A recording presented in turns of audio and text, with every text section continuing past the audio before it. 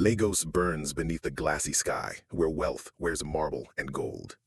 In the elite enclave of Lekki Phase 1, black billionaire Chief Adewale Carter abandons his throne and disguises himself as an old gate man no one notices. While his son Daniel negotiates power abroad in Dubai, Anita Akoro, his glamorous black fiancée with serpent eyes, rules the mansion with cruelty and secrets. Nights pulse with parties, staff tremble, and forbidden lovers slip through iron gates. Adewale watches, recording the decay. When Daniel returns, the screen becomes judgment, and love without truth is sentenced. Masks fall, a kingdom resets, and Lagos holds its breath. The Lagos sky was unusually still that morning, the kind of silence that presses on the chest before a storm breaks.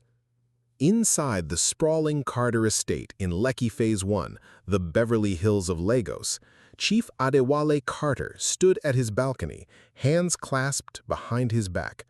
From that height, he could see it all: the trimmed hedges shaped like royal crowns, the marble driveway shining like glass, the glint of a black Range Rover parked near the fountain.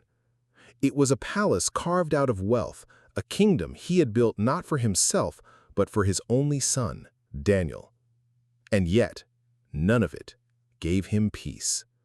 Daniel was in Dubai on a high-stakes business trip, negotiating a merger that could expand Carter Holdings into the Middle East.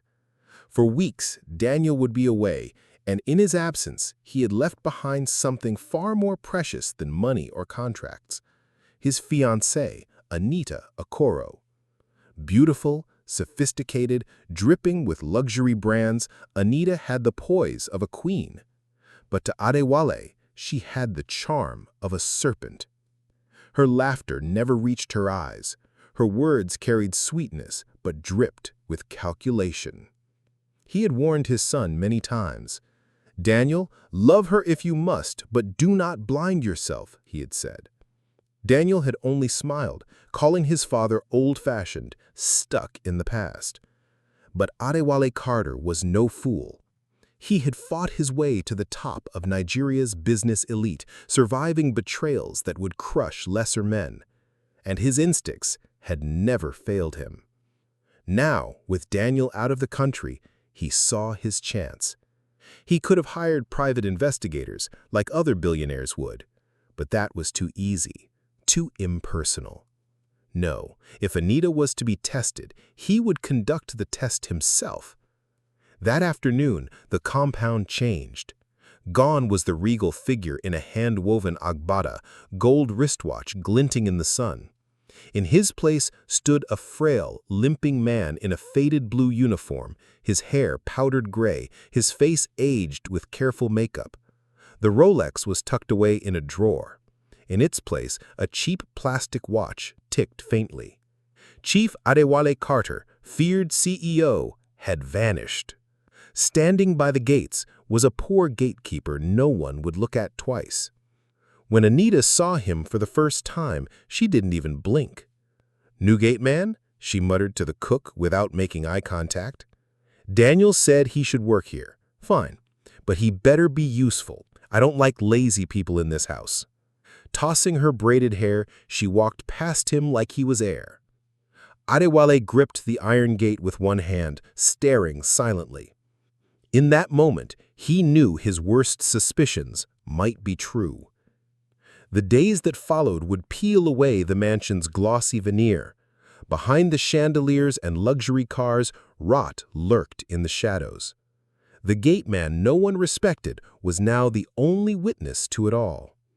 Before we go any further, comment where in the world you are watching from, and make sure to subscribe, because tomorrow's story is one you don't want to miss.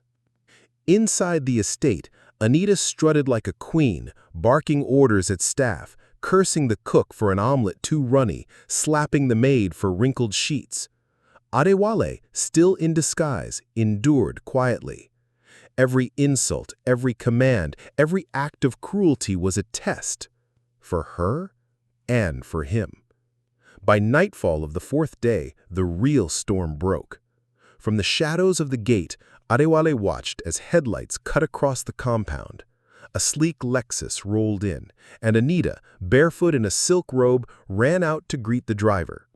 She leapt into his arms, kissing him with reckless abandon. "Baby, I missed you," she whispered. And then, like a dagger to the heart, she laughed.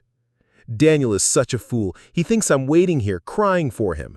Let him build his empire. I'll enjoy myself here." Adewale gripped the iron gate with one hand, staring silently. Not yet. The hunt had only begun.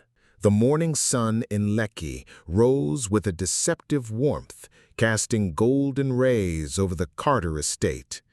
To the world outside, it was another perfect day in paradise. The glistening pool reflecting palm trees, the peacocks wandering across manicured lawns, the uniformed drivers polishing black SUVs lined like soldiers. But for the man at the gates, it was already a battlefield. Chief Adewale Carter, still hidden beneath the disguise of an old gatekeeper, felt the first pangs of hunger gnawing at his stomach. He had been deliberately starved since the previous evening. Anita Okoro, his son Daniel's glamorous fiancée, had declared he was too slow in opening the date for her friend's flashy Mercedes. "No dinner for him tonight," she ordered the maid coldly, her manicured finger pointing toward Adewale like he was an insect. The staff, terrified of her wrath, obeyed without question. Now, as the estate buzzed with morning activity, Adewale leaned quietly against the iron gate, his faded blue uniform damp with sweat, his throat dry. Once he had stood in this compound as a king, welcomed with bows, respected with silence. Today, he was invisible, or worse, a punching bag for a spoiled woman who thought she ruled his son's home. Inside, Anita's voice sliced through the morning air. "Grace, where's my breakfast? I asked for eggs Benedict, not scrambled. And the juice, does this look fresh squeezed to you?" Her high-pitched scolding echoed across the marble foyer. The cook, Miriam Okafor, shuffled nervously from the kitchen, her hands trembling as she carried a tray. I'll fix it, madam," she stammered. "Fix it?" Anita's laughter was sharp, cruel. "You think I pay you to fix mistakes? My fiancé is a billionaire. Do you think he'll marry me and let his wife eat like a peasant?" With a flick of her wrist, she knocked the glass of orange juice to the floor, where it splashed across the polished tiles. "Clean this mess before it stains. And if I don't have proper breakfast in 5 minutes, you'll be looking for another job." From the gate, Adewale's eyes tightened. He had built empires with discipline, surrounded himself with men and women of integrity. To see his household turned into a theater of abuse, it burned like acid in his chest. But he said nothing. His disguise depended on silence. By mid-morning, Anita strutted out onto the veranda in a silk robe, sunglasses perched on her nose, phone glued to her ear. "Yes, babe, I'll meet you later," she cooed to whoever was on the other end, her accent switching between polished British and sing-song Nigerian. She paused, eyeing the gateman standing under the shade. "You there," she snapped. "Didn't I tell you to sweep the driveway, or are you too old and slow?" "Yes, madam," Adewale replied softly, bowing his head. He bent to sweep, though the driveway was already spotless. "Pathetic," she muttered, turning back to her call. "Daniel was too kind, always hiring strays." Each word was a dagger, but Adewale's face remained calm. He had faced ruthless boardroom rivals, government officials with knives hidden behind smiles. But this cruelty was different. It was intimate, venom poured not on competitors, but on the weak and powerless. And that, to him, was the true measure of a person. Hours passed. The sun climbed higher, its heat pressing down like an iron hand. Adewale's uniform clung to his skin. He had not eaten since the previous day, and his body trembled faintly.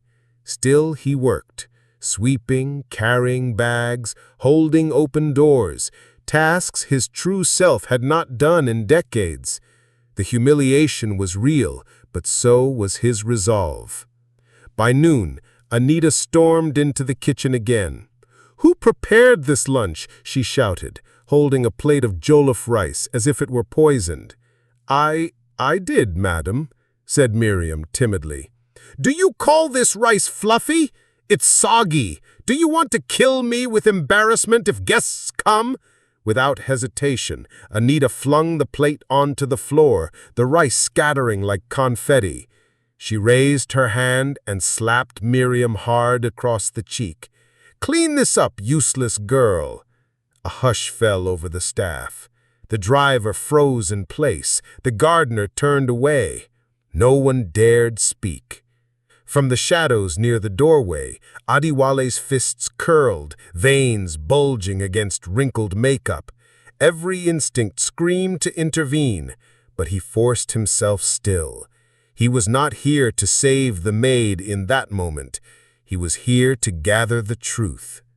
That night, alone in his tiny quarters at the back of the compound, Adewale sat on a wooden stool with a small notepad. His handwriting was sharp, deliberate.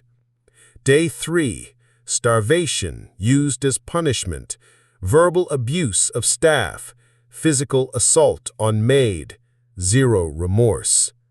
He closed the book and exhaled. The entries were piling up like evidence in a trial. Someday soon, this record would speak louder than any testimony. But the cruelty was far from over. The next day, Anita held a small brunch for her friends, other wealthy Lagos socialites draped in designer gowns. They laughed loudly around the dining table, sipping champagne. Adewale stood quietly by the gate, watching guests arrive in Bentleys and G-Wagons. From inside, laughter erupted. One of the women's voices rang clear. "Anita, your staff are so obedient. How do you manage them?" "Oh, it's easy," Anita replied with a smirk. "Fear. That's the only language these people understand." The women laughed. "Take that old gate man, for example," Anita continued, her voice dripping with disdain. "I told him if he doesn't open the gate fast enough, he'll starve. And guess what? He hasn't eaten in 2 days. Maybe hunger will teach him discipline." The table roared with laughter, glasses clinking. Adewale heard every word. His vision blurred with anger, his throat tightened. But outwardly, he only lowered his head, gripping the gate for support. He was a ghost in his own house, condemned to watch humiliation unfold. That evening, as the sky darkened and rain began to fall, Anita passed him at the gate. She carried a glass of wine, her perfume sharp and intoxicating. She stopped, looked at him up and down, then smirked. "So, old man, how's the hunger strike going?" Adewale said nothing. "Dumb," she muttered, rolling her eyes. "You smell like poverty." She tossed the rest of her wine on the ground near his feet and walked away, her heels clicking against the tiles. He stood there, drenched in rain, silent. But inside, the fire burned hotter than ever. That night, he added another entry to his journal. Day 4. Humiliation in front of guests. Public mockery of starvation. Verbal degradation. Staff living in fear. He closed the notebook, placed it under his thin mattress, and whispered a promise to himself. "My son may be blind, but I will not let him marry poison." The Carter estate had always been a place of dignity. When Daniel lived there, the nights were quiet, except for the soft hum of the fountain or the distant rhythm of Lagos traffic. But now, under Anita's reign, the silence cracked open. By the 4th night of Chief Adewale Carter's disguise as the old gatekeeper, the mansion no longer felt like a sanctuary. It was a stage for betrayal. It began close to midnight. The compound was cloaked in darkness, save for the dim glow of the security lights along the perimeter wall. Adewale sat on a wooden stool beside the gate, pretending to doze, his broom leaning against the wall. But his ears were sharp, his eyes hidden behind lowered lids. Then he heard it, the low purr of an engine. Headlights cut through the night like blades, sweeping across the iron gates. A sleek black Lexus rolled up, tires crunching on the gravel. Adewale's chest tightened. This was not Daniel's car. Before he could react, the front door burst open. Anita appeared, barefoot, her silk robe clinging to her frame. She ran across the marble steps, her laugh slicing the night air. "Baby, you're finally here!" The driver stepped out. He was tall, muscular, his arms decorated with tattoos that glistened under the headlights. His cologne reached even the gate. He wasn't Daniel Carter. He wasn't even pretending. He opened his arms wide, and Anita leaped into them, wrapping her legs around his waist. Their lips crashed together in a kiss that reeked of hunger, not love. From the shadows, Adewale's hands curled into fists. His throat burned. But he forced himself to remain still. The time for confrontation had not yet come.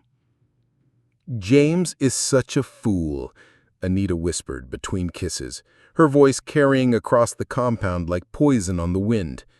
"He thinks I'm crying here every night, waiting for him on video calls. Let him build his empire in Dubai. I'll enjoy myself here." The man laughed, a deep, mocking sound.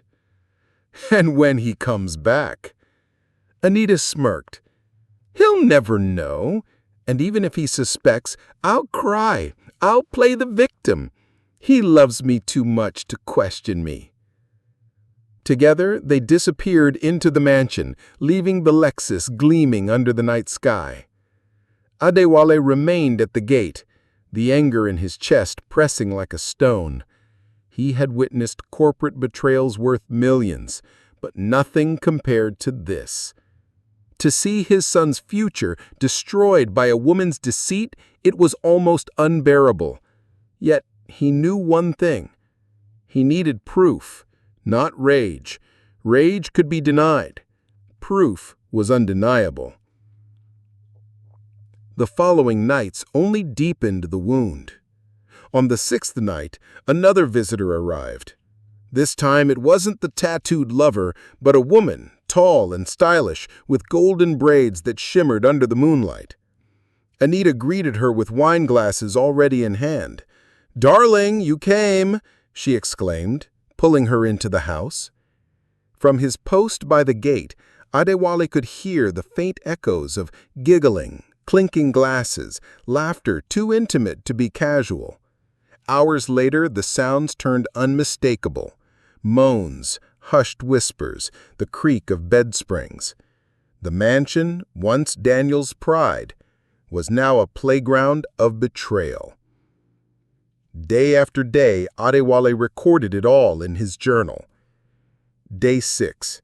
Another lover. Same house. No shame. The staff silenced by fear. By the end of the week, the estate had transformed. Where there once had been dignity, there was now chaos. Anita threw parties that stretched until dawn, Afrobeat thundering through the walls, champagne bottles popping like gunfire. Cars lined the driveway, strangers stumbled in and out of Daniel's house, spilling drinks on Persian rugs, grinding against each other under chandeliers. The staff exchanged worried glances but said nothing. One gardener whispered to Adewale, "Oga, this woman go destroy Oga Daniel's name." But when Adewale asked him to speak louder, the man only shook his head in fear. Anita had made it clear anyone who defied her would be thrown out. One evening, during such a party, Adewale stood near the side gate, hands folded behind his back. The music pounded so loud that the ground vibrated. Through the windows, he caught glimpses, Anita dancing in a revealing dress, a glass of wine in one hand, money in the other. Men surrounded her, showering her with praise. Women laughed alongside her, pouring shots into each other's mouths. Two neighbors passed by the wall, shaking their heads. Isn't this the Carter estate? How can the son of a billionaire allow his house to become a nightclub? Inside, Anita's voice rang out. This is my kingdom until Daniel returns, and when he does, I'll still be queen. The cruelty toward Adewale himself escalated. After one late-night gathering, Anita staggered outside, tipsy, her robe barely tied. "Open the gate," she barked at the Adewale. When he didn't move fast enough, she marched up to him with a bottle of cold water and dumped it over his head. "Next time I speak, you obey instantly. Do you hear me?" "Yes, madam," Adewale whispered. The cook rushed out, horrified. "Madame, please, he's old. Don't treat him this way." Anita spun and slapped the cook hard across the cheek. "You dare talk back to me? You'll be next if you keep defending him." The humiliation was complete. In front of staff, in front of strangers, Adewale, once the lion of Lagos business, was treated as less than human. Yet in his heart, a plan was sharpening. That night, he returned to his quarters, peeled off the soaked uniform, and opened his notebook. He wrote with slow precision. Day 9. Parties every night. Lovers in and out. Threats of violence. Public humiliation. Daniel's home, now a brothel of shame. He paused, his pen hovering over the page. Then he added one more line. Not all that glitters is gold. Sometimes it is rust, painted bright to deceive. He set the notebook aside, leaning back on the creaky wooden bed. Through the thin walls, he could still hear laughter and music from the mansion, but his mind was already racing ahead. He knew now that Anita's mask had slipped completely. She no longer cared to hide her treachery, and that arrogance would be her downfall. For now, he remained the silent witness, the gatekeeper who saw everything, the father who carried the weight of a son's blindness, the man who knew that betrayal, left unchecked, would one day burn down the house. But not this time. This time, he would strike first. By the 10th day of Chief Adewale Carter's silent disguise, the Carter mansion had transformed completely. Once a fortress of discipline and dignity, it was now a playground of excess. The polished marble floors, once echoing with Daniel's steady footsteps, now reverberated with Anita's laughter and the careless pounding of music at all hours. To the world outside, it was still a palace, but to Adewale, the frail gate man with a broom, it had become a theater of lies. He had witnessed Anita's cruelty toward the staff, her brazen infidelity, and her shameless parties. But nothing prepared him for the venom she would unleash directly on him. It happened on a humid afternoon. Adewale was sweeping near the hallway, his back bent, his movements slow from hunger. He hadn't eaten in 2 days. Anita had once again ordered the staff to starve him as punishment for being too slow. His stomach growled audibly, but his face remained expressionless. Then he heard it, Anita's voice, sharp and furious, echoing from the living room. She was on the phone, pacing barefoot across the rug, her silk robe flowing behind her like a cape. "For God's sake, I don't love him," she snapped into the phone. "Daniel is just a stepping stone. You think I want to be tied to one man forever? Please. I need that wedding to happen so I can access his shares, his father's connections. Once I do, I'll dump him like garbage." Adewale froze, his broom still in his hands. His heart thudded painfully in his chest. Each word was a knife, not just against Daniel, but against everything he himself had built. Anita stopped pacing and turned suddenly. Her sharp eyes locked on him. He was still in the hallway, his figure half hidden in the shadows. For a brief moment, silence hung heavy in the air. "You heard that, didn't you?" she asked coldly. Adewale bowed slightly.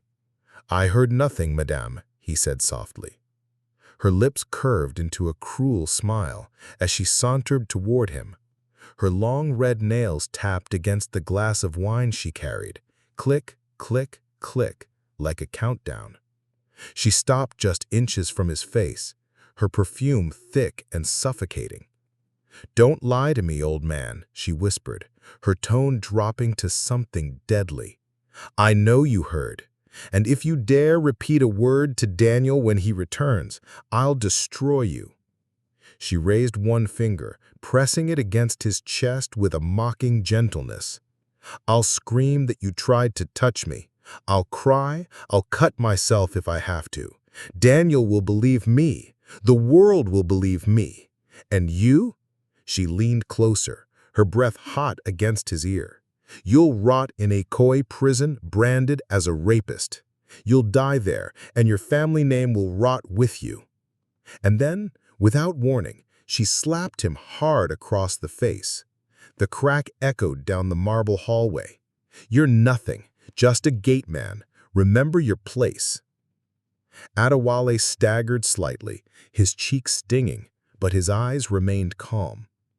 He bowed his head. "Yes, madame." Inside, though, his soul burned, not with shame, but with clarity. He had always suspected Anita was dangerous, but now he knew. She wasn't just manipulative, she was evil. That night, as the mansion settled into an uneasy silence, Adewale sat in his tiny quarters with his notepad. His cheeks still throbbed from the slap, but his pen was steady. Day 10. Heard confession of deceit. Marriage as financial scheme. Threatened to frame me for rape. Physical assault. Total absence of conscience. He stared at the words for a long time, then whispered, "She's not just deceiving my son. She's a predator." The following days only confirmed it. One morning, Anita staged a video call with Daniel. She dimmed the lights, lit candles, and painted her face with a sorrowful expression. "I miss you, baby. This house feels so empty without you. I pray for you every day." Daniel's smile on the screen was tender. "I miss you too, Anita." From the kitchen doorway, Adewale watched silently, his fists tightening at his sides. The performance was flawless. If he hadn't seen the parties, the lovers, the cruelty, even he might have believed her. When the call ended, Anita smirked, wiping away her fake tears. She turned to Adewale, who was passing by with a bucket. "Did you see that?" she asked with mock sweetness. "That's called acting. Maybe I should win an Oscar." He said nothing. Her smile faded into a glare. "Remember, old man, if you breathe a word of what you see, I'll ruin you. One accusation and you'll be finished." She leaned closer again, her whisper dripping with venom. "Fear me. That's the only way you'll survive." For the staff, the atmosphere grew suffocating. Miriam, the maid, confided in Adewale one night in a hushed voice, tears glistening in her eyes. "We want to tell Oga Daniel the truth, but we can't. Madame will destroy us. She said she'll accuse us of theft, or worse, we are trapped." Adewale placed a gentle hand on her shoulder. "Do not fear," he said softly. "The truth will not stay buried forever." But inside, he knew the stakes were higher than ever. Anita wasn't just cruel, she was cunning. She knew how to manipulate appearances, how to weaponize lies, how to turn victims into criminals. The days blurred into nights, and the threats never ceased. Every time Anita passed him, she found a new way to remind him of his place. "You smell like poverty. One word and you'll be gone. Remember, I can end you with a scream." Each insult was a spark against dry wood, feeding the fire inside Adewale. But still he waited. By the 13th day, his journal was thick with entries: abuse, infidelity, threats, manipulation. He had the truth, but truth without evidence was powerless. And so, as Anita's cruelty peaked, Adewale began preparing the next step. If Anita's weapon was lies, his would be proof. And proof, he knew, was a blade sharper than any threat. By the start of the third week, the Carter mansion had become unrecognizable. What was once a home of prestige and quiet strength now pulsed like a nightclub. Cars came and went at all hours, music blasted from speakers until the neighbors filed complaints with the local security patrol. Empty bottles of champagne and cognac littered the veranda. Staff whispered behind closed doors, afraid to speak aloud. Through it all, Chief Adewale Carter, still in his disguise as the weary old gateman, remained silent, watchful, recording every detail in his mind and in the battered notebook hidden beneath his mattress. But in his heart, he knew notes were not enough. Words could be denied, twisted, erased. If he wanted justice, he needed irrefutable proof. And so, one humid night after Anita and her friends had finally collapsed in drunken laughter, Adewale began his true work. The plan. He slipped quietly into the garage where he had hidden the small black duffel bag days earlier. Inside were the tools: a set of miniature cameras no larger than a coin, tiny audio recorders disguised as wall plugs, and a spare phone configured to store the data remotely. It was equipment only a man of his resources could obtain, a CEO's reach hidden behind the mask of a gatekeeper. His hands trembled slightly as he opened the bag, not from fear, but from the weight of what he was about to do. He had spent a lifetime building Carter Holdings by outmaneuvering rivals, anticipating betrayal before it struck. But this, spying on the woman his son loved, was the most personal operation of his life. "God, guide my hands," he whispered, slipping the first camera into his pocket. The setup. He slipped quietly into the garage where he had hidden the small black duffel bag days earlier. Inside were the tools: a set of miniature cameras no larger than a coin, tiny audio recorders disguised as wall plugs, and a spare phone configured to store the data remotely. It was equipment only a man of his resources could obtain, a CEO's reach hidden behind the mask of a gatekeeper. His hands trembled slightly as he opened the bag, not from fear, but from the weight of what he was about to do. He had spent a lifetime building Carter Holdings by outmaneuvering rivals, anticipating betrayal before it struck. But this, spying on the woman his son loved, was the most personal operation of his life. "God, guide my hands," he whispered, slipping the first camera into his pocket. The first catch. The results came sooner than expected.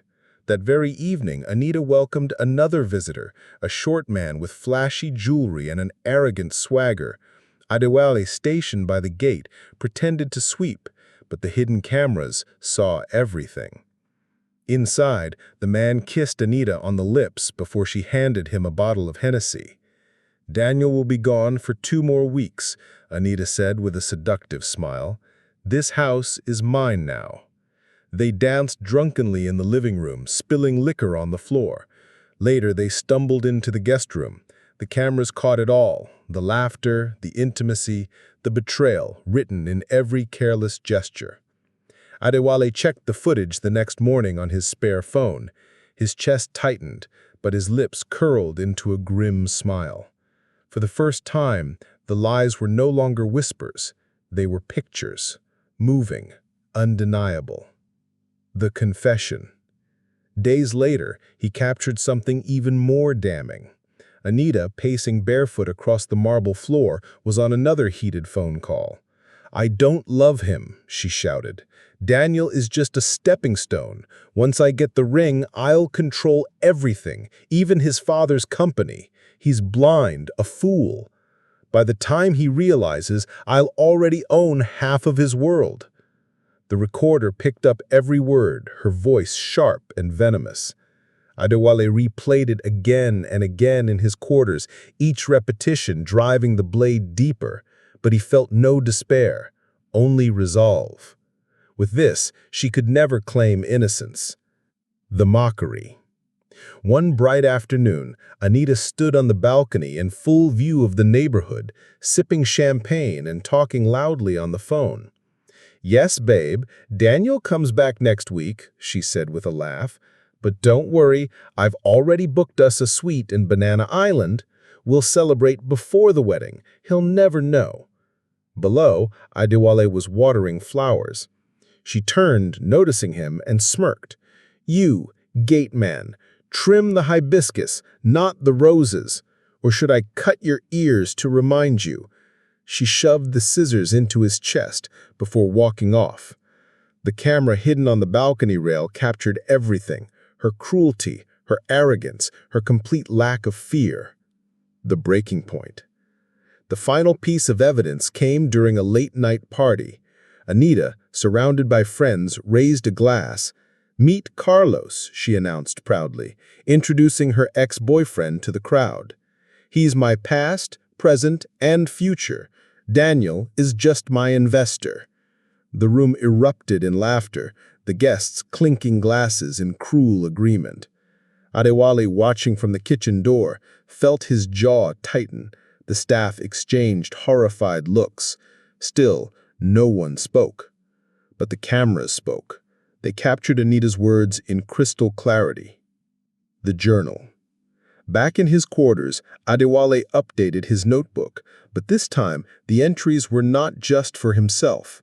They were cross-referenced with files, each page labeled with timestamps that matched the recordings. Day 15, lover introduced as future, public humiliation of Daniel's name. Day 16, confession of financial motive, threats of violence against staff. Day 17, balcony threat, recorded evidence secure. He closed the notebook and looked at the ceiling. "James may be blind, but I will not let him walk into hell with his eyes closed," he whispered. The calm before the storm. By now, Adewale's assistant, one of the few outsiders he trusted, was secretly compiling the evidence into a single, organized file. Video clips, audio recordings, photos from hidden cameras.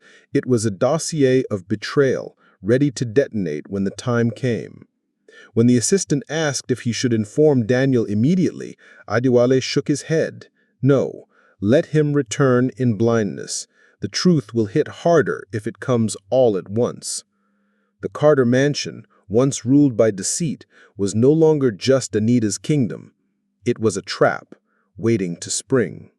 And the woman who thought herself untouchable had already performed every act of her own downfall on camera. Adewale returned to his gate, broom in hand, posture bowed like a servant. But behind the disguise, he was no longer just a witness. He was the executioner, waiting for the right moment to strike. The day Daniel Carter returned to Lagos began like any other. Humid skies, restless traffic, the smell of rain lingering in the air. Inside the Carter estate, however, it was anything but ordinary. For nearly 3 weeks, Chief Adewale Carter had endured cruelty in silence, gathered evidence in secret, and prepared for this moment. Now, dressed not as a broken gate man, but once again as himself, the lion of Carter Holdings, he was ready. But Anita Okoro did not know. That morning, she stormed outside in a silk bathrobe, barking orders at the driver. "Where is that useless gate man? My tire is flat. I said fix it." The driver bowed nervously. "Madame, he resigned this morning. Someone picked him up early." "Resigned?" Anita frowned, her brows knitting. Then she smirked. Good riddance. He smelled like poverty anyway. She spun on her heel and marched back into the mansion. And froze. Daniel was standing in the living room, luggage by his side, his expression unreadable. Her eyes widened. "Baby, you didn't tell me you were coming today." She rushed toward him, arms open. He didn't move. She wrapped her arms around him anyway, pressing her face against his chest. "I missed you so much," she whispered, her voice trembling with practiced emotion. "These weeks have been torture without you." Daniel's hands rose, not to embrace her, but to push her back, gently but firmly. "Anita," he said softly, "we need to talk." Her smile faltered. "What is it? You're scaring me." He sat down on the leather sofa, his eyes fixed on her. "I've heard everything." Her face froze, then softened into confusion. "Heard what? I don't understand." Daniel picked up the remote from the table and pressed a button. The massive flat screen flickered to life. Anita turned, and her world collapsed. There she was, on screen, kissing the tattooed lover in the hallway.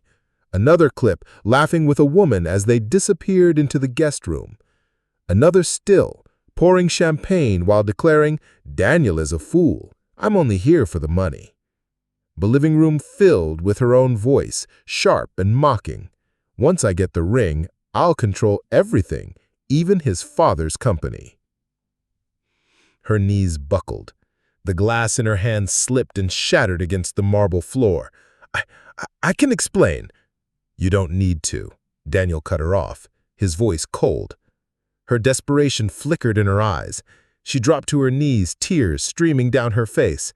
"Please, baby, those videos, they're lies. That old fool, the gate man, he wanted me. He tried to touch me. That's why I threatened him." "That old fool is my father." The words struck like a thunderclap. Anita's mouth fell open, her sobs choking into silence. "What?" The front doors opened, and in walked Chief Adewale Carter, not in faded blue uniform, but in a black agbada embroidered with gold, polished shoes gleaming, his gold wristwatch catching the light. He carried himself like the lion he had always been. Anita gasped, her body trembling. "Chief, I didn't know. Sir, please." Adewale's gaze was sharp, his voice steady. "You thought you were deceiving a poor worker, but you've been performing for a king." "Sir, Daddy, please." Anita's words tumbled over each other, her hands clutching at the hem of her robe. "I didn't mean it. I was drunk. I was—" "You were cruel," Adewale interrupted, his tone like steel. "You abused the staff. You mocked the poor. You betrayed my son. That is not drunkenness. That is who you are." Tears streamed down her cheeks as she crawled toward Daniel. "Baby, please, I love you. Don't let them poison you against me. I was lonely. "No," Daniel said, standing. His voice was low but unyielding. "You loved my lifestyle, not me." At his signal, 2 uniformed guards stepped into the room. "Escort her out," Daniel ordered, his eyes never leaving hers. "Wait, please!" Anita screamed, clawing at the air as the guards pulled her up by the arms. "Don't do this! I can change! I'll be better!" Her cries echoed through the grand halls as she was dragged toward the gates. The staff, Miriam the maid, the cook, the driver, watched in silence from the edges of the room. Not one stepped forward to defend her. The front doors slammed shut behind her with a sound that reverberated through the mansion like the closing of a chapter. Inside, calm returned slowly. Daniel stood motionless, staring at the spot where Anita had knelt moments before, begging. His chest rose and fell, heavy with betrayal. "She lied to me. Dad?" he whispered finally, his voice raw. "Yes, she lied about everything," Adewale replied quietly. "But you were blinded by love, and sometimes the only cure for blindness is betrayal." Daniel exhaled shakily, his eyes glistening. "Thank you. If you didn't do this, I would have married a demon in disguise." Adewale placed a hand on his son's shoulder, his voice softer now. "No, son. Thank you for letting me test her before she buried you." Together, father and son stood in the heart of the mansion, the evidence of deceit still glowing faintly on the screen behind them. For the first time in weeks, truth had finally spoken louder than lies. But outside, as Anita's cries faded into the distance, Adewale knew this battle was not yet finished. Women like her did not surrender quietly. They always looked for another stage, another mask. And he could already feel the storm gathering beyond the gates. The gates of the Carter estate slammed shut with a metallic clang, but Anita Okoro's screams still lingered in the humid Lagos air. For the staff inside, it was a moment of relief. A queen deposed, justice served. But Anita was not the type to retreat quietly into obscurity. No, she was a woman who thrived on performance, and if the Carter estate was no longer her stage, she would find another. Her new platform was the internet. That very evening, as rain drizzled over Lakey, Anita sat on the curb outside the estate, her once perfect makeup smeared, her robe clinging damply to her body.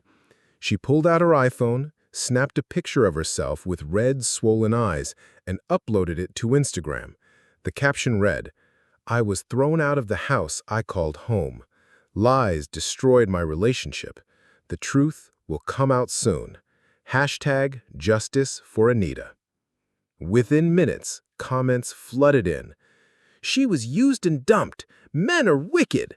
After all her sacrifices, they cast her out. Shame on the Carters. Rich men always disgrace women once they've had their fun." By morning, the hashtag Justice for Anita was trending across Nigeria and spilling into diaspora communities in London and Atlanta. TikTok creators made videos reenacting her post, crying on camera, demanding justice for women wronged by wealthy families. On Twitter, threads accused the Carters of conspiring to protect their fortune by sabotaging a young woman who dared to love above her class. Inside the estate, Daniel scrolled through his phone, his jaw tightening. "He's painting me as the villain," he muttered, tossing the phone onto the table. Chief Adewale remained calm, sipping palm wine in the study. He said, "Let them talk. Noise is not truth, and truth, when ready, will drown out the noise." But Daniel shook his head. "Dad, you don't understand. In this generation, perception is truth. She's winning sympathy. People believe her lies because they want to believe the story of the poor girl abused by the rich." And indeed, Anita leaned into the narrative. She gave tearful interviews to gossip bloggers, painting herself as a victim of patriarchal cruelty. "They never wanted me," she sobbed into one camera. "They set me up, created fake videos. They ruined my life." Her words spread like wildfire. Headlines appeared on gossip sites. "Billionaire family accused of forcing out fiancé. Anita Okoro speaks. They framed me because I wasn't good enough for them." Outside the estate gates, clusters of young activists even staged small protests, waving placards that read, "Justice for Anita" and "Stop Billionaire Oppression." For the staff inside, it was surreal. Miriam the maid whispered to Adewale one morning, "Sir, people outside think she's an angel. They don't know she beat us, starved us." Adewale nodded grimly. "They will know, in time." The legal threat. The next blow came not on social media, but through a lawyer's letter.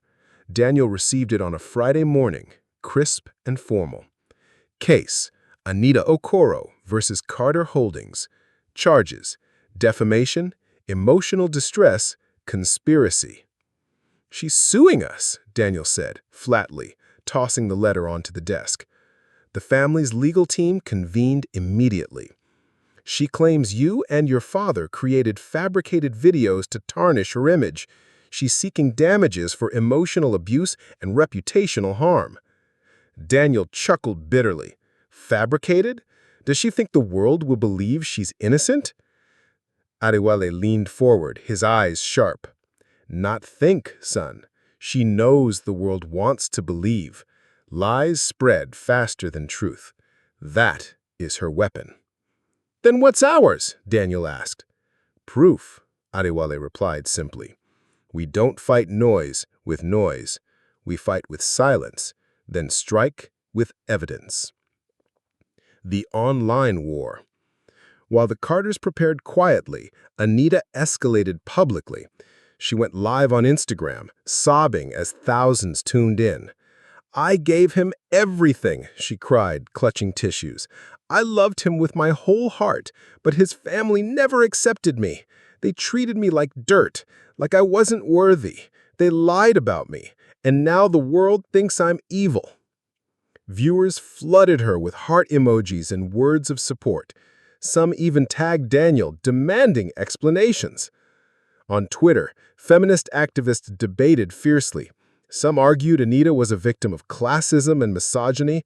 Others began questioning inconsistencies in her story. One viral tweet read, "If she was faithful, why is she so afraid of the so-called fake videos?" Still, the tide of public opinion leaned in Anita's favor. For the first time since the confrontation, Daniel felt cornered. "Maybe we should release the videos now," he suggested one evening. Adewale shook his head. "No, timing is everything. Let her build her stage higher. The higher the stage, the harder the fall." The staff's fear. Inside the estate, tension grew. Miriam confessed one night, "Sir, I'm afraid. What if the world believes her? What if they come for us?" Daniel placed a hand on her shoulder. "Don't fear, Miriam. You endured her cruelty. Soon everyone will see what you saw." Adewale added quietly, "And when that happens, no one will ever make you live in fear again." The calm before the counterattack. For 3 days, the Carters remained silent, enduring wave after wave of online attacks. Blogs accused them of elitism. Anonymous accounts spread rumors about Adewale's business dealings. Memes mocked Daniel as a cold-hearted billionaire's son. But behind the silence, the family's assistant was busy compiling the final dossier. Hours of video footage, audio recordings, time-stamped photos. The evidence was undeniable, airtight. When the assistant asked, "Shall we release it now?" Adewale only shook his head. "Not yet. The press conference will be the stage, and when the curtain rises, there will be no escape for her." The foreshadow. Late one night, Daniel scrolled through his phone, reading yet another wave of posts calling him a monster, his fists clenched. "She wants war, Dad." Adewale's reply was calm, deliberate. "Then we'll give her justice, not war. Justice." The young man nodded slowly. For the first time, his rage steadied into resolute. He realized his father wasn't merely protecting him, he was teaching him. The lesson that silence, patience, and truth were weapons sharper than any sword. And as the estate finally grew quiet, with Anita's cries still echoing across the internet, father and son knew the real storm was yet to come. The world believed Anita's mask, but soon they would see her face. Saturday morning arrived with an unusual electricity in the Lagos air. Rumors had already spread like wildfire. The Carter family was calling a press conference. No one knew the details, but the whispers were enough to summon every major news outlet, gossip blogger, and influencer to Victoria Island. For weeks, the narrative had been Anita Okoro's. She was the wronged woman, cast aside by the cold billionaire family. But today, the Carters would speak. At 11 a.m., the hall inside the Carter estate was packed. Cameras lined the back wall, red lights blinking. Reporters from Arise TV, Channels News, and even international outlets like BBC Africa crowded into rows of chairs. Social media influencers live-streamed from their phones, narrating breathlessly, "Guys, something big is about to drop. Either the Carters will admit guilt or they'll come for Anita." The room buzzed with speculation. One reporter whispered, "Do you think they really framed her?" Another shook his head. "Or maybe they'll announce the engagement is back on. These rich families love drama." The lights dimmed slightly as the double doors at the front of the hall opened. First came Daniel Carter. He walked slowly but confidently, dressed in a sharp black suit, his face calm but unsmiling. Behind him followed Chief Adewale Carter, regal in a royal blue agbada, his presence commanding instant silence. The murmurs died out. Daniel approached the podium. He let the silence hang for a long moment before speaking. "Good morning. For weeks, I have kept silent, not because I was guilty, but because I was waiting for the right time, for truth to speak for itself." A hush fell over the hall. He nodded to the assistant at the back. The man tapped his laptop, and the large projector screen behind Daniel flickered to life. The first clip played. Gasps erupted. On screen, Anita was seen kissing a tattooed man passionately in the Carter hallway. Cameras clicked furiously. The second clip followed, Anita laughing with a female lover, dragging her into the guest bedroom. The sound of her voice filled the hall. "James is a fool. I'm only here for the money." The third clip rolled, Anita pointing at the disguised gate man, Adewale himself, and sneering, "If you say a word, I'll scream you tried to touch me. You'll rot in Ikoyi prison." The hall erupted. "What?" shouted one reporter. "That's attempted blackmail." Others muttered in disbelief, scribbling furiously in notebooks. But Daniel did not flinch. He stood beside the screen as the evidence rolled on. Anita slapping the maid, calling the staff useless dogs, pouring wine on the gateman's head. Each clip hit like a hammer, shattering the image she had built online. Finally, the screen went black. Silence reigned for a long, heavy moment. Daniel's voice was calm, almost sorrowful. "I loved her blindly, but love without truth is slavery. I had no idea what kind of woman I was preparing to marry. My father, who disguised himself for 3 weeks as a gateman, saw what I could not. He endured cruelty, humiliation, and threats so that I would not walk into hell with my eyes closed." The crowd erupted again, this time in shock and awe. Reporters shouted questions. "You went undercover? Chief Carter, why would you risk this yourself?" Adewale stepped forward, his expression grave but steady. "Because sometimes, to test loyalty, you must remove your crown and wear sandals. Wealth blinds people. Respect is easy when the man is powerful, but true character reveals itself when you think no one of importance is watching." The room fell into stunned silence. Even the bloggers, usually quick to stir gossip, stared wide-eyed, their phones capturing every word. From the front row, a young reporter stood. "Chief Carter, what do you say to those who supported Anita's claims online, to those who believe she was a victim?" Adewale's eyes swept the hall. "They believed, because deception always wears the mask of innocence. But masks do not last forever. The truth may be slow, but it is inevitable." The assistant pressed play once more, revealing the final clip. Anita at her infamous dog birthday party, raising a glass and laughing. "Meet Carlos, my past, present, and future. Daniel is just my investor."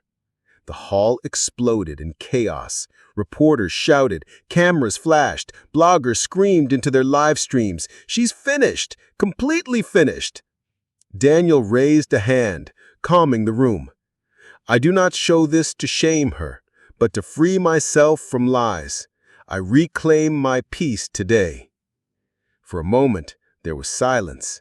Then, slowly, applause began. One clap, then another, until the hall thundered with it. It wasn't just polite, it was cathartic. Reporters stood, clapping furiously. Bloggers shouted into their cameras, "Exclusive! The truth about Anita is out!" By the time the conference ended, social media was already ablaze. The hashtags flipped instantly.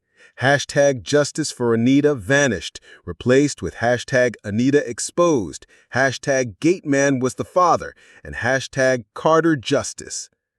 Clips of her threats and confessions spread across Instagram, TikTok, and Twitter within hours. Even international outlets picked it up. Nigerian billionaire goes undercover as gateman to test son's fiancée, finds betrayal. Anita, hiding in a cheap hotel on the mainland, watched in horror as her world collapsed in real time. She tried to post a denial on Instagram, but the comments section drowned her in scorn. "You're a disgrace. Your tears were fake. You almost destroyed a man's future. Shame on you, Anita." She logged out trembling. The mask had shattered, and this time, no one was willing to put it back on for her. Meanwhile, inside the Carter estate, calm returned. Daniel sat with his father under the mango tree, the late afternoon sun casting long shadows. "Why didn't you say anything earlier?" Daniel asked quietly. Adewale smiled faintly. "Because sometimes silence lets your enemies dance long enough to expose their own feet." Daniel nodded slowly, his heart heavy but wiser than before. "I've learned one thing, Dad. Never ignore the signs, and never love blindly." His father placed a hand on his shoulder. "And next time, son, you'll choose with your spirit, not just your eyes." Together, they sat in silence, listening to the birds in the trees, the chaos of the outside world fading into the distance. For the first time in weeks, the Carter estate felt like a home again. The Carter estate, once suffocated by betrayal and deceit, began to breathe again. The echoes of Anita's laughter, her threats, her endless parties, all of it had vanished like smoke after a storm. In their place, silence returned, but it was not the silence of fear. It was peace. The staff, who had lived for weeks under Anita's cruelty, now moved freely. Miriam, the maid, hummed as she worked, her shoulders no longer tense. The cook whistled in the kitchen, preparing meals without trembling. Even the drivers, once scolded for imagined mistakes, now greeted Daniel each morning with genuine smiles. For the first time in months, the house felt alive again. But for Daniel, healing was slower. Though Anita had been exposed, her betrayal cut deep. Nights found him restless, standing on the balcony, staring at the stars over Lakey. The memories haunted him. Every "I love you" she had whispered, every tear she had faked on video calls, every embrace that now felt poisoned. One such night, Chief Adewale joined him, carrying 2 glasses of palm wine. "Your mind is heavy," he said softly, handing one to his son. Daniel sighed. "I feel like a fool, Dad. I should have seen it. The signs were there." Adewale chuckled quietly. "Fools fall blindly, but wise men rise when the blindfold is removed. What matters is not that you fell, it is that you stand again, stronger, wiser." Daniel looked at his father, his eyes glistening. "You saved me." "No," Adewale replied, his gaze steady. "You saved yourself, because when the truth came, you chose to see it." Anita Hall. Outside the gates, Anita's life unraveled with cruel speed. The press conference had destroyed her carefully crafted mask. Her sponsors cut ties within hours. Brands she once flaunted deleted her collaborations from their pages. Friends stopped answering her calls. The same bloggers who once praised her now mocked her mercilessly. One afternoon, a paparazzi camera caught her at Balagoon Market, dark glasses hiding her face as she tried to sell her designer handbags for half their value. The photo went viral, with captions like, "From Mansion to Market, the Fall of Anita Okoro. You reap what you sow." Public sympathy dried up. Even those who once defended her online now admitted they had been deceived. Anita had become a cautionary tale, whispered about at dinner parties, dissected on talk shows. She was no longer the glamorous socialite. She was a lesson. A father's wisdom. At the estate, Adewale hosted a private dinner for close friends and board members. As the evening sun bathed the garden in gold, he raised his glass. "I disguised as a gateman for 3 weeks. What I saw shook me to my bones. But it reminded me of a truth. The best test of character is power. Give someone control over the small, and you'll see what they would do with the big." The table nodded in agreement. Daniel, sitting beside his father, added, "I thank those who stood by me, and I thank those who left when the camera stopped rolling, because now I know who is real." Applause followed, not of pity, but of respect. A new beginning. Days turned to weeks. Slowly, Daniel found his footing again. He returned to Carter Holdings with renewed clarity, his once naive trust now tempered with wisdom. In meetings, his voice carried new authority, his eyes sharper, his decisions steadier. But at home, he longed for something deeper, not just success, but truth.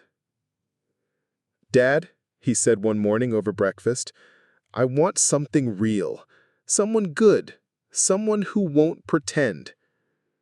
Adewale smiled knowingly. "You will have it, son, but first let the soil rest. You don't plant a new seed in land that still remembers poison." Later that week, Miriam approached Daniel with a small box wrapped in paper. "Sir," she said shyly, "thank you for defending us, for standing by your father. We owe you more than words." Inside the box was a framed photo of the staff, smiling together. Daniel touched his heart, moved. "This means more than you know," he whispered. The closing chapter. One Sunday evening, as the sun dipped below the horizon, Daniel and Adewale sat beneath the garden's mango tree. Fireflies glowed faintly in the air. The estate bathed in calm. "Dad," Daniel said, "how did you know she wasn't right for me, before all of this?" Adewale leaned back, his eyes on the fading sky. Her eyes, they never softened when you walked into the room. Words can lie, but the spirit does not. Daniel nodded slowly, letting the truth sink in. "The next time, I'll choose with my spirit, not just my eyes." Adewale placed the firm hand on his shoulder. "That is all I ever wanted, son." Inside the mansion glowed with light, not just from chandeliers, but from something deeper. Honesty restored, peace reclaimed. Far away, Anita drifted into obscurity, her name now a cautionary tale. But within the Carter estate, a father and son sat together, bonded not by wealth, but by truth, by pain endured, and by the wisdom earned from betrayal. The lesson. The moral was clear, etched into the story like scripture. Never judge a person by their appearance. True character reveals itself when no one is watching. Anita had seen only a poor gate man and treated him with contempt, not knowing he was the father of the very man she claimed to love. Her beauty, her glamour, her wealth, none of it could hide her corrupt heart. Deception can shine for a while, but truth always has the final word. And as night fell over Lagos, the Carter estate stood tall again, not as a palace of marble and glass, but as a home where wisdom now lived.